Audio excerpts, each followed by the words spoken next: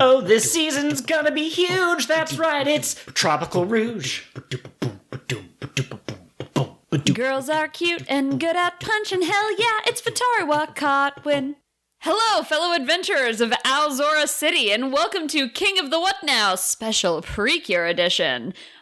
Would we maybe perhaps call this, like, Cure of the What Now? As, like, a working title? Cure of the What Now? I love that! Yes, I am your host, Kat, ghost of the show, and also a mermaid who's better than you.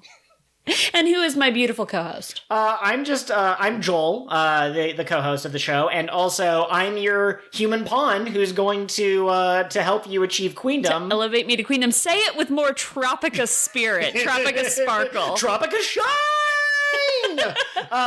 But also, I'm just a child with boundless energy who is just running amok in the city. Oh my gosh. So, brand new season of PreCure just came out today. And it is called Tropical Rouge PreCure. And we were excited for this season from the moment it was announced because there's a mermaid in it. Mermaids are cool. Yeah, absolutely. I like the bright colors, even though many of the characters we've seen in the previews haven't shown up yet. Clear Flamingo has got great hair. I really like it. And Cure Coral has the cute hat. So, like, there's some good character designs this season. There's some fantastic designs. Well, and I was thinking about their colors. We got some unique colors this season. So we've got a white/rainbow. Yeah. And then we've got red, orange, and purple. And I was like, why those colors? They kind of make a sunset. Yes, absolutely. Now, before we get into this episode, I just want to say this is going to be a weekly show in addition to our regular King of the What Now duties. However, because we're only going to be reviewing one episode at a time as they come out, these episodes will probably be shorter. Little bites, little tastes, little yum-yum-yums. Exactly. Parfait in many different colors that perhaps represent the different cures of the season. You can expect these episodes to probably come out Tuesday, but depending on how busy we are with other stuff, that schedule is a little bit flexible. But are you surprised, fellow adventurers? Because we didn't know we were going to do this until about 24 hours ago, and we went, we might as well. We might as well. Joel. Yes. As I am the host, that would make you the newbie, I suppose. Sure. Do you want to give us a succinct summary of the first episode of Tropical Rouge? Absolutely. All right, so there is a girl whose name I knew it at the time. Her name is Manatsu Natsuumi? There's two U's, so I'm not sure how the Japanese would pronounce it. Or if you're saying it in the Japanese order, Natsumi Manatsu. What's important is Manatsu is her first name. Right, Manatsu is how we're going to refer to her. She's leaving her home island, I guess, and moving in with her mom, who works at an aquarium in a city that technically wasn't name dropped in this episode, but the wiki says it's called Alzora. And she's just going to live with her mom. And she meets a mermaid, strangely enough. And this mermaid is looking for the PreCure, the legendary heroes, to help restore the underwater mermaid city that has been attacked by the Witch of Delay. But more importantly, if she does this, she has a chance to become queen. Yes. So they were attacked. Laura was one of the only few surviving people. She's tasked by the queen to go find someone who can open up this special locket. And it turns out that that's our girl, Manatsu. She tries to open it at first and it doesn't work, but then a monster attacks, as is always the case in these shows. Manatsu shows up to try to save her friend Laura, and then the locket... Is it technically a locket? It's a compact. Compact, thank you. I don't do makeup, I don't know. That's But anyways, it starts to glow and she's able to open it, and she transforms into Cure Summer, and she's able to defeat the monster. I didn't write down what they're called, but she defeats it pretty easily. And that's basically it. That's the end of the first episode. So yeah, it was a pretty standard first episode of PreCure, I'd say. We've seen a lot of them now. We have a girl who moves into a new town. She's full of spunk, which is common for the main cures. She meets one of the other characters who's going to be a cure later, which is technically foreknowledge, but whatever. Like, these kinds of shows don't keep the first initial cast of characters a secret. And then she transforms, and that's good. That's pretty much it. So, Joel, having seen many first episodes of different PreCure series, where would you rank this one? Do you think it's pretty good? Did you like it? I liked it a lot. I liked the colors. It's very bright and colorful. I love Manatsu, and she is clearly modeled after a monkey. Like, she doesn't look like a monkey. She's kind of got the ear shape that I would associate with a cartoonist drawing a monkey, but she does a lot of, like, kind of jumping around and swinging around, and she packs her bag and it's just over full of clothes. And when she lands, there's kind of like a weight to it that I would associate kind of like with like a monkey landing from the treetops. From jumping from the trees. Okay, that's fair. One of the PreCure designs does feel like explicitly monkey-esque to me. But you know, where were my brains going? My words, I don't know. They were going to the ocean to the beautiful sunset. She does have a significant amount of chaotic dumbass energy. I love her so much. Yes. The first episodes of PreCure are really interesting because they kind of set the tone for the whole season. And the last season, Healing Good, we both were kind of disappointed by or let down by. We thought it was kind of, you know, just like a basic season. And I feel like the first episode had very kind of low-key energy, which was carried through the whole season. This episode came at you like a bullet, and it just did not stop. And so I'm excited for the kind of energy that brings to the rest of the season. The other thing I really liked about this is in the first battle with one of the monsters, we're back to punching! Yes! We are finally back to punching and kicking instead of weird lasers. And she does finish it off with a weird laser because by our toys, but... Well, I mean, even Futari Wa had lasers as the finishing move. But yeah. For those who haven't heard us talk about Healing Good, there have been some... We don't live in Japan, so we have secondhand information, but it seems like some parents are concerned that PreCure was a little bit too violent. It was going to teach girls to, like, roughhouse. And so last season, Healing Good, instead of fighting with a bunch of punches and kicks, they still did that a little bit, but they had a lot more attack from a distance type abilities. They had shields that they used, and it was a lot less physical. But in this first episode, Kier Summer, she's punching, she's kicking, she's flying around. Well, and that started way back with Kira PreCure Ella Mode. That's right. Was the first season where they tried to reduce the violence, because I guess the season immediately preceding that was violent enough that parents were like, you need to stop. That's very interesting. Because that was witchy, wasn't it? Oh, no, it was Hugto, wasn't it? I think Hugto came out before Kira. And Hugto was the season immediately following Kira. Okay, so yeah, I guess it was Witchy or Princess. One of those two. So anyway, we're happy to see some punching and kicking back. You know, sometimes girls just want to rampage. Absolutely.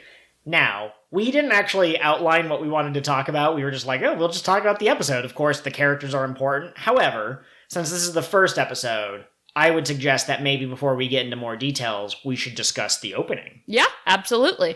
So it looks like the name of the song might be Viva Spark. Let me just double check the wiki to make sure that I got that right. Yes, Viva Spark Tropical Rouge. I love it. I love it too. It's... So go ahead and lead us, is I guess what I was going to say.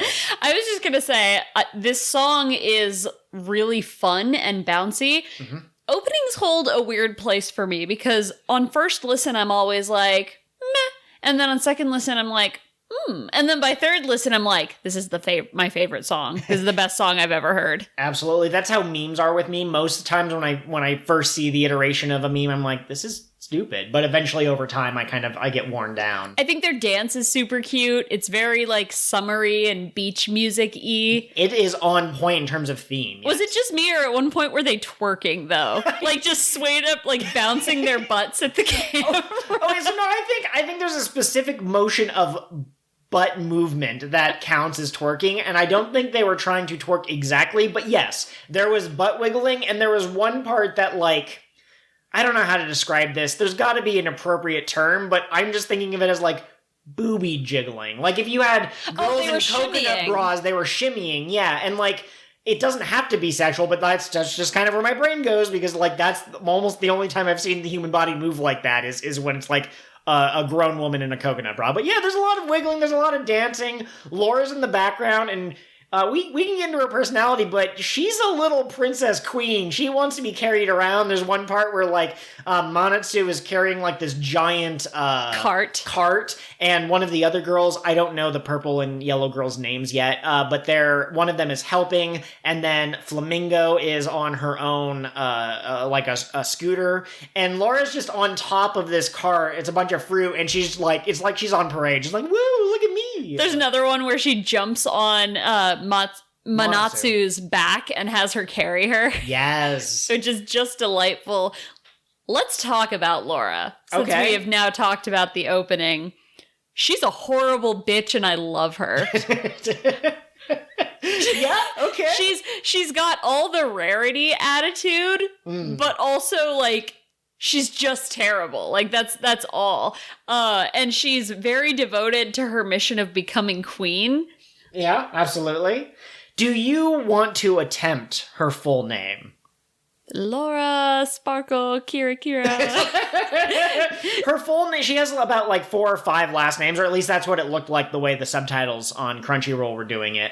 But yeah, she's like Laura Apollo something, like it's a play off of Apollo, and then something La Mer, which is like of the sea, right? Mm-hmm. But it's too long, and the show makes a point of having Manatsu try to say it, and she kind of trails off and gets part of it wrong, and she goes, wow, what a long but pretty name. And Manatsu remembers Laura's name, at least the Laura part, but Laura does not remember Manatsu's name until the end of the episode. She just calls her human the whole thing. I wrote down a quote, which I think might have been my favorite moment from this episode, but Laura goes, human children are just sacrificial pawns on my path to queendom.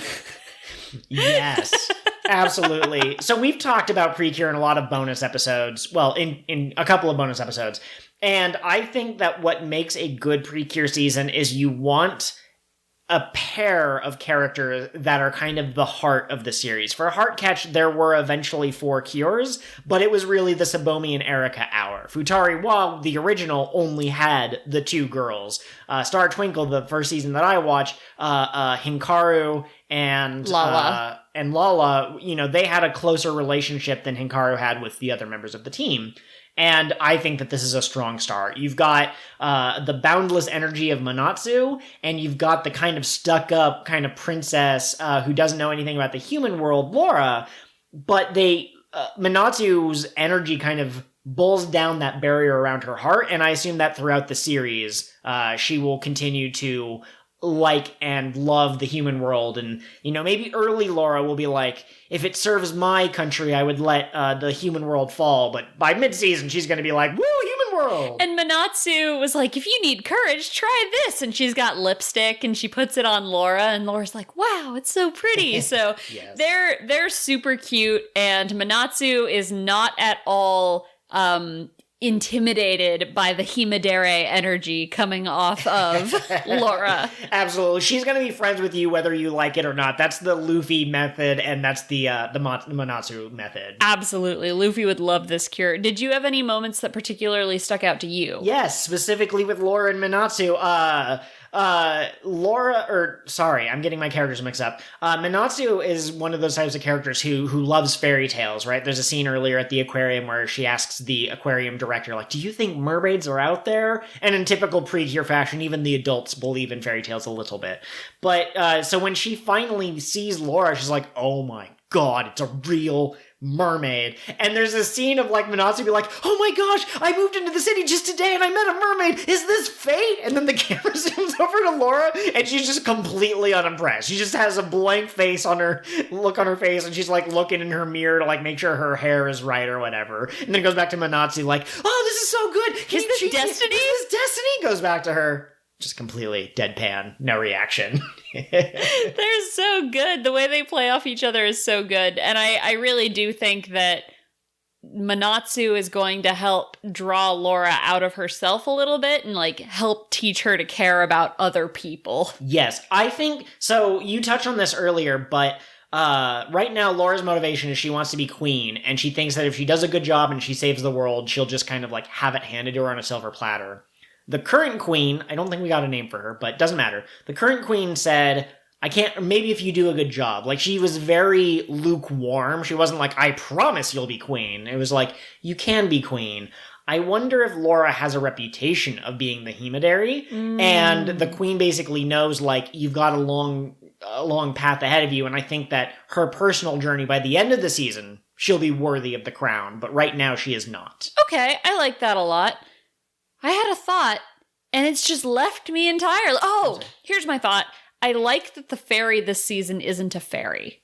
Yes. I think that's kind of neat that it's a person. And I don't know if the show is going to go this route, but if they chose to make her like the mid-season Cure, she would be the first fairy who became an actual member of the team. Because, like, we had Cure Pecorin, but she was only at the very end of the season, and she wasn't, like, a part of the Kira Kira team. Wait, no, I thought the Let's Law cooking CL, I thought she was a fairy. She was, but she wasn't their fairy. She didn't, like, bring them the transformation fairy. items and stuff. Okay, I see what you're saying. Yeah. So that's kind of where I'm at. I think that would be kind of cool. I feel like PreCure is too traditional for them to change the formula. I wonder if there's another character we haven't met who will be the fairy. There was like a fairy-ish creature that looked like an Oshawott from Pokemon next to the queen. However, I will say that in seasons past, the fairy has typically been able to, like, go inside of, like, the book item, and Laura was coming out of that book partway through in her introduction. So yeah, absolutely, she might be the fairy, but I'm also wondering if we're going to get one that's less humanoid. Well, and because she's the one who carried the transformation item and is charged with finding the PreCure, I did see somebody theorizing that the little creature is just going to be, like, the team pet, which we sometimes get. Okay, yeah. So, yeah. Well, but here's a counterexample why she's not the team fairy. She doesn't say her name at the end of her sentences. Oh, you're right. Maybe they're trying to make this season less annoying. I would hope so, but I don't think that's going to happen. Do we want to talk about the transformation sequence? Like, is there anything about that stood out? It's cool. It is. It's really pretty and colorful, and they don't always name, like, the elements of their transformation, but poof, glitter boots. That was kind of hype. I kind of like that. I was like, yeah, the makeup, and then what? The dress! Yeah, so for anyone who has not seen this episode, watch it. It's available on Crunchyroll and Verve for premium members, and I assume in a week's time it'll be available for all members for free. But when she is transforming, she names off, like, 4 parts of the makeup, and she ends with lips, and I think one of them is eyes, one of them was cheeks, I don't remember what the 4th one was, and then after that it's dress. And I have foreknowledge, I've been told, because I follow a lot of PreCure people on Twitter, that when the other Cures show up, they're going to do theirs in a different order. So because Laura had special lipstick from her mom, and that's the lipstick that she used to help Laura feel prettier or braver, I assume that the last thing that you say is the most important element. And if you look during the closing Cure Papaya, she has, like, lines near her eyes, so I assume that she's going to be the eyeliner girl. The last one in her sequence is going to be eyes. Mm-hmm. So I like that. I like customizing the transformation sequence a bit. Yeah, I think that's pretty cool. Visually, I thought that this first episode was really stunning. Yeah. It didn't have some of the more, like, cartoony expressions that I know you sometimes like in our PreCure. Heartcatch did the best with that. But the fight scene was really fluid, and all of the colors were really vivid, and I love the way that they animated Manatsu moving around. Like, overall, it was just a really beautiful first episode. And not once did she say, oh my gosh, I'm running at super speed or whatever. Like, I'm pretty sure every season I've seen, the Cure always does something like some feet. They jump really high. They're like 50 feet in the air, and they're like, oh my god, I jumped. And she didn't have that moment. I'm glad that she wasn't like, what's going on? What did I just say? What? Like, she just acclimated. But I was hoping there's a scene where she's, like, running on the wall because she's running so fast. I was hoping that she would kind of briefly look down and be like, whoa! I think Manatsu has so much energy that she's used to just things working.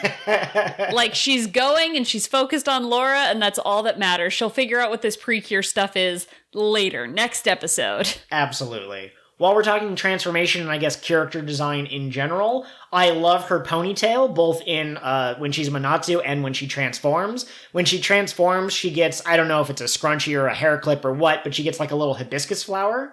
And I also love she has gloves, and there's a heart cutout that starts at her wrist and kind of goes over the back of her hand. And I'm like, oh, that's really cute. I love her colors. She is both a white and a pink at the same time. So for those who aren't familiar with PreCure, some seasons have a pink main cure and some seasons have a white main cure. She seems to be combining those two elements together, and I love that.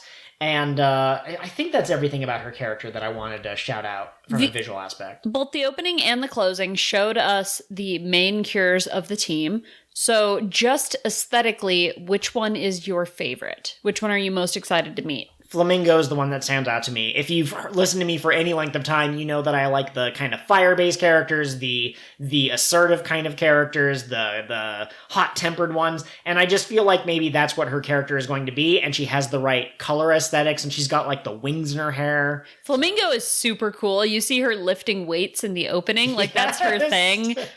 Cure Papaya's thing is she's studying really like lightning fast, and then Cure Coral is into fashion. Yeah, absolutely. Just purely on aesthetics, I mean, Summer is incredible, and I really like Flamingo, but Coral is so cute, and I love her color palette. Absolutely. I pulled up a picture of Cure Summer to see if there's anything that I missed. She's got the bow around her ankle, which, I don't know, I really like that element. I don't know what it is, but yeah, I'm here for it. And I also like that her hair is the traditional main Cure blonde, but it has some pink in there that kind of fades, almost like a sunset, like you pointed out. So that's really great. Something else that might show up more and more often, the main Cure usually has some kind of a catchphrase, and hers seems to be Tropica-Shine, or at least that's how it was translated on the subtitles. And so if we reference that later, that's her thing. That's her catchphrase. Yeah, absolutely. This is a very colorful season. Do you remember when in My Little Pony, they got the rainbow power-ups? I think so. Where like they got the extra streaks of color in their manes and tails. That's what their designs remind me of, because all of them seem to have like an extra streak of color in their hair somewhere. Absolutely. Or maybe it's just Summer and Flamingo now that I'm actually looking at the... But yeah, that's what that reminds me of. I wish I could remember the name of that transformation. I'm a fake pony fan. Spot the human among the ponies. We found her.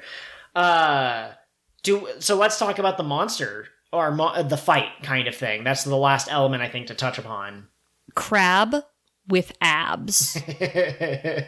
Yes. We didn't get a name for him. This is a weird first episode because we didn't get I'm moving to town X, and we didn't get the bad guy introducing himself like, I am the first apostle of the Witch of Haste, Witch of Delay. But he's some kind of a crab man. From the opening, he's my favorite visually of the generals. You also get like a seahorse and... a seahorse butler, I think. Yeah, and there was like a little girl who was something or other. I'd have to pull them up and look at it in order to remember. But no, he's a cool guy. In this season, the bad guys seem to be harvesting people's motivation, and that seems to be the main idea, is that the bad guys are lazy, and then the cures are going to be like, woo, go get them, we're full of energy, it's our youth, we're gonna win the sports game, guys. And I like that, because in previous seasons that we've watched, it's been people's twinkle imagination, it's been people's hopes being locked in a cage of despair. Like, these are very abstract. I don't get what that's supposed to mean. It's their heart flowers wilting. But in this show, it's the first episode is a group of guys who are like training for some kind of tournament, I assume, and then they lose all motivation. They're like, I just want to go back to bed. And like, yeah, that's a great theme to put in your show. Well, and I could easily see the arc for the villains, or the thing that the Cure like say to them, being like, you have to find your own motivation. You can't take it from others and expect to succeed. Yes. Yeah, it's so good. And I mean, there are a lot of people, I know this is a thing in Japan's culture, and I would argue it's here in America too, but you have a lot of like youths who don't feel like they should try, or that they can try, or that their dreams are out of reach. And so you get a lot of like the NEET types, N-E-E-T, not N-E-A-T. Not in education or training. Exactly, yes. And so I think that it's really interesting to say, like, yeah, if you have a dream, you have to pursue it and you have to put your energy into it and you have to be willing to try. And Manatsu is like the perfect epitome of someone who goes forth and tries and puts her energy into everything. So yeah, I really like it. And again, it's something tangible, unlike Twinkle Imagination. Well, and one thing that I've discovered watching a lot of different toku kind of shows, tokusatsu, is that it plays a really large role in the youth culture in Japan, to the point where Tokyuger, the Sentai season about trains, was so popular that it revitalized interest in trains. Yes. In Japan, they won an award for getting people more into trains.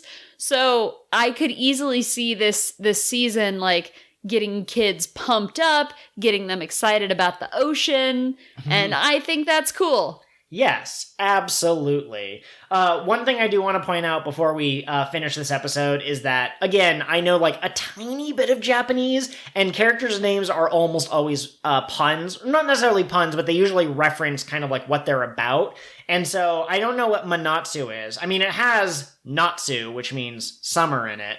But her last name is Natsu Umi, which is literally summer and ocean. So I think that it's supposed to be like ocean summer or summer's ocean for her last name, and I think that's pretty neat. That's great. I'm really excited to meet the next few characters. Do you have any predictions for the next episode?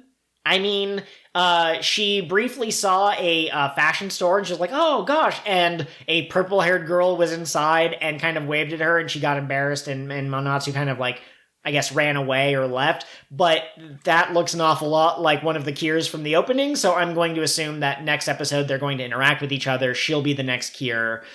And also I assume that we're going to meet a different general that we haven't met yet. Yeah, I could see that. Maybe we'll discover that because she was born in kind of like what would be the American equivalent of a hick town, right? Like a small She's like a island. Island, yeah, rather than a big city. Maybe we'll discover that she's kind of like socially weird and she's very nervous about meeting new people. And Laura will be like, you have to get out there and find more PreCure for me. This is my dream to become queen, human. Get it done. Do you think Laura knows that there's multiple PreCure? Like, I don't remember anywhere in this episode specifically saying you have to find the 4 or the 3 or whatever. Nah, I think that her little perfume bottle that she goes inside of. That's right. Yeah, the compact is the PreCure. I think the perfume bottle that she goes inside of will poof out another compact, and she'll be like, frig, there's another PreCure? Yeah, what do we do about this? Okay, yeah, absolutely. To end this episode on, let's talk about the ending. Let's do it. So again, referring to the wiki, it looks like this ending is called Tropica-Ing. So, yeah, like Tropica-ing, the action of being Tropica. It's cute. It's so, like, fun and nice. Like many of the PreCure closings after a certain point, they have the kind of like a model dance of the 4 cures kind of dancing. But the 2 things I like about it especially that I need to call out, 3 things. First off, there's fireworks in the background at one point, and like that feels very summery to me, so on point, very thematic. It starts with Cure Summer saying like, everyone, let's dance. And I kind of like that. It feels like it's like some kind of like instructional video, or like they're up on stage and they're asking everyone else to join them. And then lastly, there's a dance move that they do where they kind of move their hands out to the side, and it just reminds me of hula dancing as far as I know it. And so like, yeah, again, everything about this ending seems to be pretty freaking on point. I like it a lot, yeah. And they show you the cures in what I assume is the order they join the team.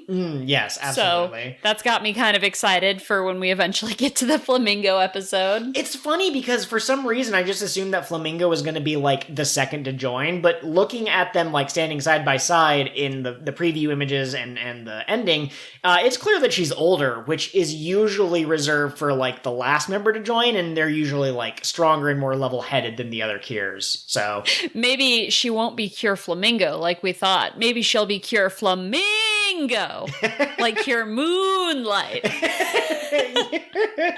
I think, right, unless you have any other thoughts, just 2 really quick notes. One, the evil bad guy, like the main bad, is the witch of delay, and the little seahorse butler's like, what would you like to do? The crab guy got defeated, and she goes, I'll deal with it tomorrow, and she rolls over. So very Moria-esque in that regard.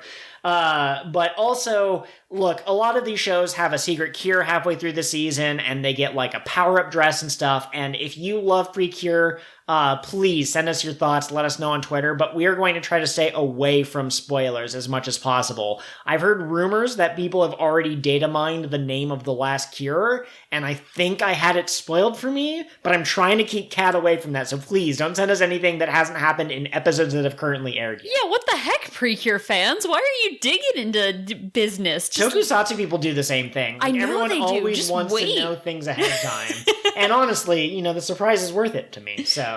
Me too, absolutely. And all right, that's been your... Final thought. Outro goes here. If we've got any interest, maybe we'll stream this in the Discord sometime, so hit us up. Thanks for listening, everyone.